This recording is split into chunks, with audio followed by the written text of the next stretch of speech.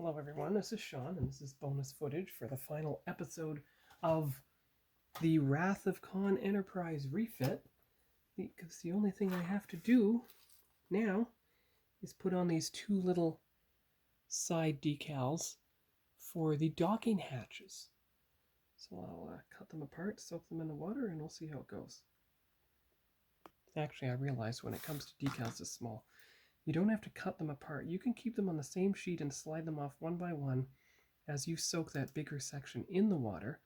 Not only does it cut down the time it takes to do the decals, but it allows you to also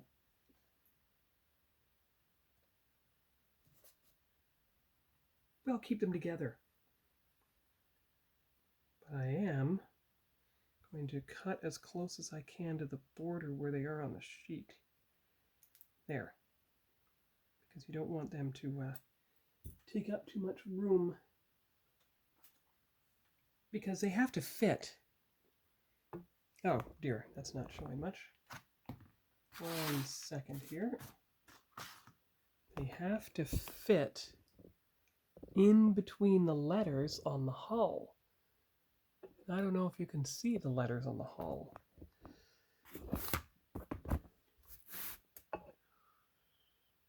But they have to fit right about in there, which is almost directly over top of the light. I got the letters a bit misaligned, but they are better on the left than they are on the right. Well, that's quite an angle shot of the ship. Get the finger in focus, take the picture. Oh, it went out of focus again. There, it's a bit blurry. It's nice to have the decals down to the final part of the box, and I have pretty well kept the box unblemished, except where correction was needed. But what I do with these boxes, since all the decal instructions are on the box, that's how they make it keep it, I make sure to outline the letters in black so that you know the decal's been applied. And that's what I'll do for future builds, of course. So, I should be free from the water now. Let's and hopefully dry. Let's see how this goes. So that is right side up, correct? Oh, and of course, you've got to moisten the area of the model you want to put the decal on before you put it down. Otherwise, this isn't going to work. So I'm going to take it off its stand, tip it like that. So it's kind of tipped like that, and we'll try it. Bring the light over so I can see. Use the toothpick to ease it off the sheet and up into position. That's going to be the best way to do this.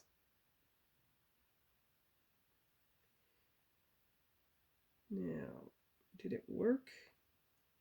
Kind of. The problem with this decal is it's so fine compared to the sensor bands. It's hard to make out against them. I think I've got it. So press the paper to it before it changes its mind. It didn't come off on the paper. That's good. But I also don't know if you can actually see it. Got it. Okay. Come on. Hand. And before it loses focus. There. It's a bit blurry, I admit. There you go. That's about the best we're going to do. Yeah, it is in there. It's pretty centered, actually. I'm quite pleased with that. Okay. So now we move it to the other side. And we do the other side of the ship. Try to do this one on camera. And I'm holding the decal paper in the tweezers, with the tweezers, and I'm easing the decal off onto the ship. All right.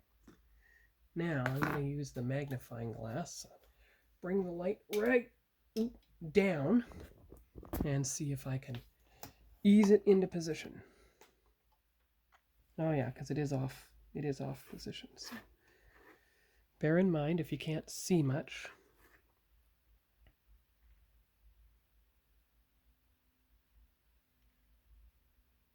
And you got to moisten it more with the Q-tip so that it'll actually move. Well, maybe that's a bit too much, but you get the general idea. Ooh, right. Get a bit of the water off. Oh, move it. Well, actually, that's a happy accident because now it's making it right side up, as it should be, so it matches the other side.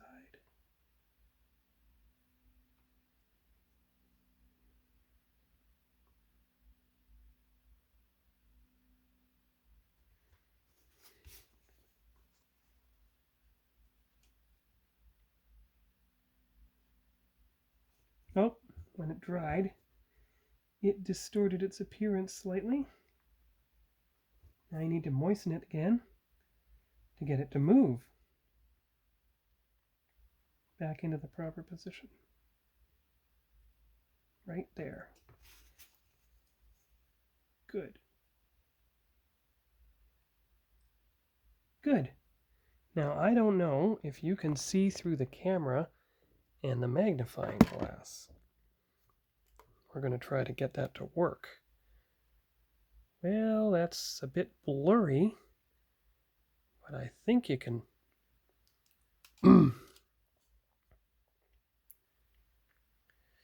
Oh, it's hard to see the name, of course, but that's about the best we can do.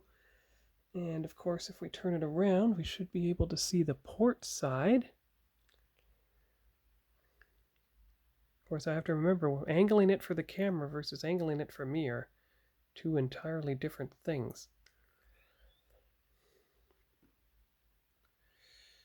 And of course, there's the saucer section through the magnifying glass. That's quite something. And there's the saucer section normally without the glare of the light in the way. So now I'm going to put it on its stand and get the final completion pictures. Hopefully with the box as a backdrop, we'll see. All right, now can I get the light in such an angle that it doesn't have, oh, that's good. There you go. Now let's see if I can pull this forward just a bit. Turn the ship so you can see the registry number more clearly. And try that. Don't worry, it'll be cropped later. Now turn the light out completely. And you get a more vintage angle of the ship. And of course, wait a minute. Let's see if we can do it this way. Can we do that? Yes, we can. However, if you do it this way, straight on, you get the ship facing you straight on and the Wrath of Khan name on the base. And of course, my standard thing is to get all 4 views, of course. So there we go. Don't worry, they'll be cropped as appropriate. And the aft view, of course. And this, you know what? Straight ahead left, and then I have another idea. So you already got this angle, but you didn't get that angle. There you go. There's that one. You didn't get the this angle. There you go. And of course you need that angle, right? Right there. Now one of these days, I'm going to take one of this cardboard, poke it with holes, after it's been painted black, of course, shine the ring light through it from behind. Actually, you don't have to paint it black. Give me one moment. Of course, a simpler way would be to simply do that. paint it black. Have a star field, like so, with white paint and a black background. There you got a star field. You just do that along the whole sheet, and you have you have what you need for the perfect backdrop for spaceships.